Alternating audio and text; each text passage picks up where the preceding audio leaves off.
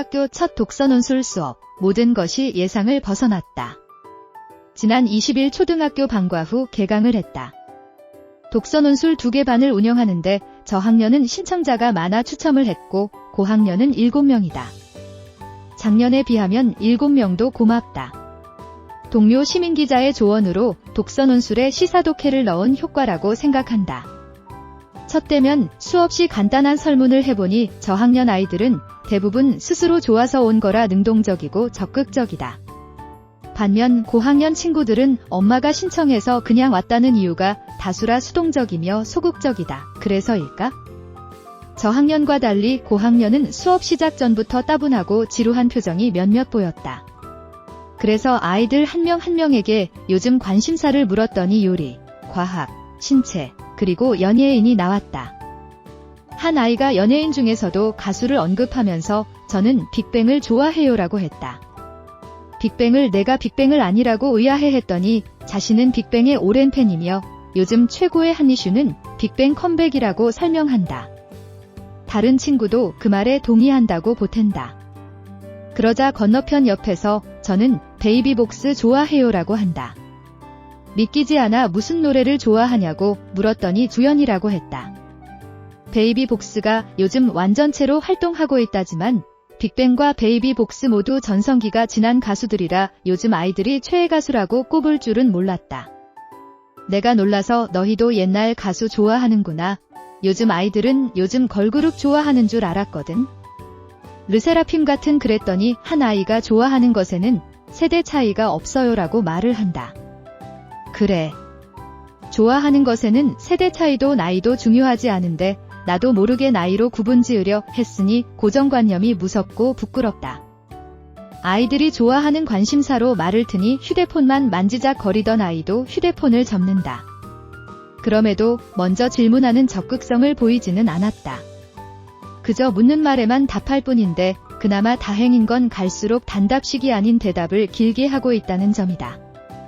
한 학기를 시작하기 전 아이들에게 들려주고 싶은 이야기가 있어 부분투를 아냐고 물었다. 이미 알고 있다면 재미가 없으니까. 아니요 둘 중 한 개의 답이 나올 거라 예상했는데 아이들의 반응은 어느 나라 말이지 그게 뭐예요와 같은 질문들을 쏟아냈다. 검색을 해도 안 나온다고 한다. 다행이다 싶어. 경쟁보다는 함께 같이 가자는 의미가 담긴 우분투 이야기를 들려줬더니 아하며 고개를 끄덕인다. 우분투 이야기는 얼마 전 오마이뉴스 사는 이야기에서 본 내용이다. 내용이 좋아 첫 수업 때 들려줘야지 하고 메모해둔 것인데 아이들 호응이 괜찮았다. 아이들 관심사로 시작해 우분투까지 그리고 책에 관한 이야기를 나누다 보니 분위기가 점점 밝아지고 아이들에 대해 아는 것도 많아졌다. 아이들이 그동안 읽은 책들을 쭉 들어보니 질적으로나 양적으로 봐도 어마어마했다. 책 제목과 줄거리를 기억해내는 친구도 있고 학원에서 200권을 읽었다는 아이도 있었다. 아이들 독서량이 없을 거라 생각했던 내 고정관념이 우르르 무너지고 있었다. 책 읽기보다 글쓰기를 좋아한다고 해서 또 한 번 놀랐다. 작년 고학년 아이가 독서 논술 안 하는 이유가 연필로 글 쓰는 게 힘들어 못한다고 했기 때문이다. 저학년 중 한 아이는 연필로 글을 쓰니 손근육이 생겨서 좋다고 표현했지만 연필로 쓰기 힘들다는 고학년 아이의 말에는 딱히 반박을 못했다. 모두가 글쓰기를 좋아한다는 말이 반갑기도 해 아이들에게 며칠 전 사는 이야기에 실린 초등학교 4학년 아이가 책을 출판했다는 소식을 전했더니 아이들 눈이 갑자기 동그래져서 자리를 박차고 일어나 내가 서 있는 칠판 앞까지 우르르 몰려나와 나를 에워쌌다.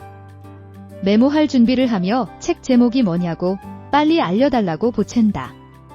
뜻밖의 관심에 가슴이 콩닥거렸다. 모든 것이 내 예상을 벗어나고 있었다. 그래, 좋아하는 것에는 나이가 상관없으니 아이들이 글을 쓴다는 목표.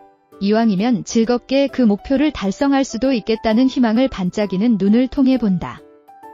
아이들에 둘러싸여 당황한 손은 휴대폰을 헤매다 한참 뒤에야 제목을 찾았다.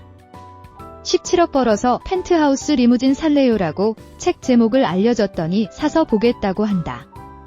초등학교 1학년 때부터 준비해서 4학년 때 책을 냈대라고 했더니 한 아이가 책 내기까지 4년이 걸린 건데 그럼 우린 하면서 어쩌지 하는 표정이다. 글의 진심인 반응에 숙연해져 지금부터라도 쓰면 되라고 응원한다. 계속하는 게 중요한 거니까?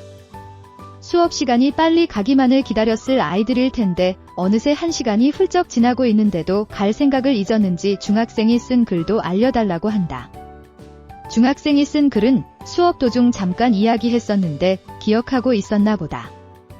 다음 시간에라고 말하고 싶었지만 아이들 열정에 감격해 중학생이 쓴 사는 이야기 글 중 감동 깊게 읽었던 내 보호자는 할머니, 할아버지입니다를 알려주곤 서둘러 마무리를 했다.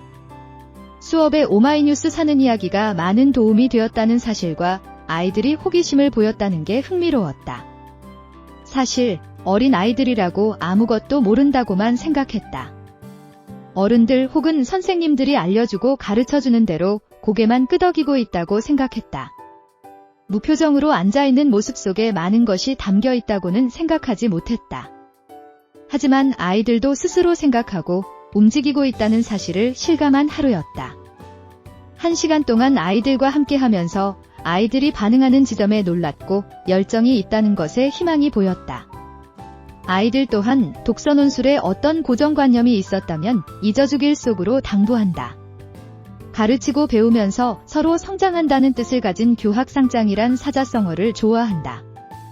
아이들 시선에서 본다는 것이 말처럼 쉽지 않겠지만 아이들 시선으로 배우고 아이들과 함께 방향을 맞춰가며 아이들 스스로 주도하며 즐겁게 만들어가는 방과 후 수업을 지향한다.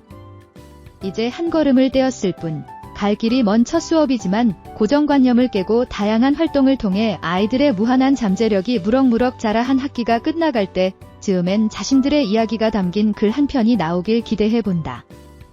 그 이야기가 또 다른 누군가의 시작점이 될 수 있다면 좋겠다.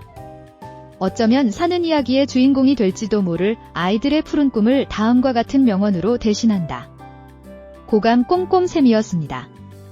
아디오스.